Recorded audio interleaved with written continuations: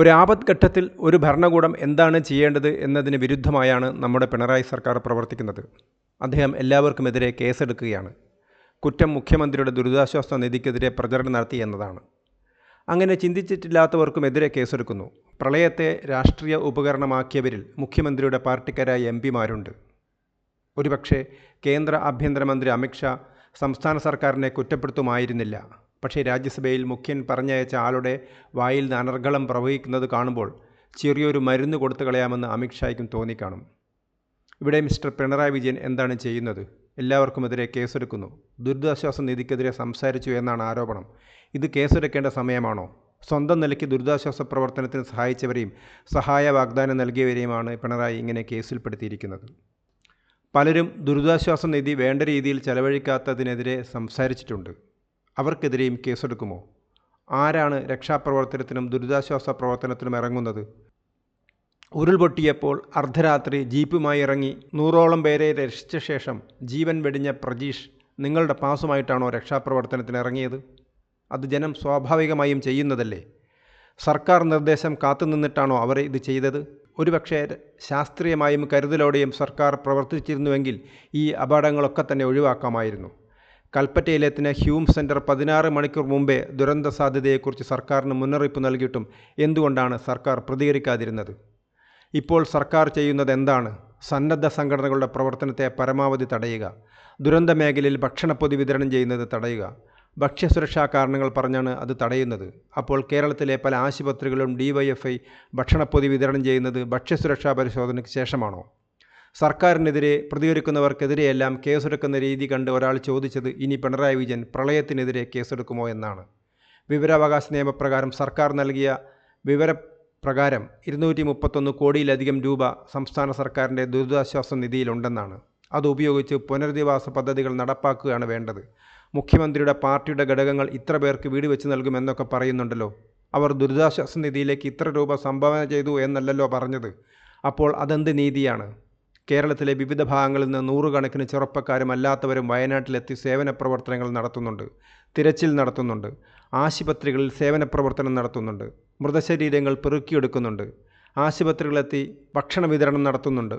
ഇതൊക്കെ സംസ്ഥാന ദുരന്ത നിവാരണ അതോറിറ്റിയോ സർക്കാരോ പറഞ്ഞിട്ടാണോ? അല്ല, അവർ സ്വന്തം മനസാക്ഷിയുടെ വിളിപ്രകാരമാണ് വന്നത്. അവരെ അപമാനിക്കരുത്. അതോടൊപ്പം സൈന്യത്തെയും അപമാനിക്കരുത്. CPM മുഖപത്രമായ ദേശാഭിമാനി സൈന്യത്തെ അവഹേളിച്ചാണ് കഴിഞ്ഞ ദിവസം വാർത്ത നൽകിയത്. ഈ ദേശാഭിമാനിക്കെതിരെ മുഖ്യമന്ത്രി കേസെടുക്കാൻ പറയുമോ? സൈന്യം മടിച്ചു, യൂത്ത് ബ്രിഗേഡ് ഏറ്റെടുത്തു എന്നാണ് ദേശാഭിമാനി എഴുതിയത്. മുഖ്യമന്ത്രിയുടെ ഓഫീസിൽ നിന്ന് സൈന്യത്തിന് നിർദ്ദേശം കിട്ടിയ ശേഷമാണ് സൈന്യം തിരികെ വന്നതെന്നും ഉള്ള വ്യാജ വാർത്തകൾ ദേശാഭിമാനി നൽകുന്നു.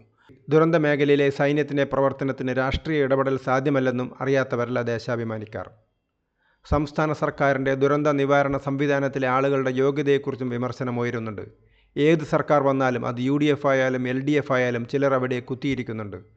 മാധ്യമപ്രവർത്തകനായ ജാവേദ് പർവേഷ് ഫേസ്ബുക്കിൽ എഴുതിയതുപോലെ മന്ത്രിക്കും IASകാർക്കും കാറിൻ്റെ വാതിൽ തുറന്നുകൊടുത്ത് വിനീതൻ കളിച്ച് ജീവിക്കുന്നവർക്ക് ഹോമിക്കാനുള്ളതല്ല മനുഷ്യജീവൻ എന്ന് അധികാരികൾ മനസ്സിലാക്കണം. ജാവേദിൻ്റെ ഫേസ്ബുക്ക് കുറിപ്പ് നോക്കാം. സർക്കാർ സംവിധാനങ്ങളും അന്തം സംവിധാനങ്ങളും മാത്രം മതി ദുരന്ത പ്രദേശത്ത് എന്നാണ് സർക്കാർ നയം എന്ന് സംശയിക്കണം. കാരണം മനുഷ്യനെ സഹായിക്കുന്നത് പലർക്കും സഹിക്കില്ല. അതിലും കുറച്ച് PR നടക്കണം.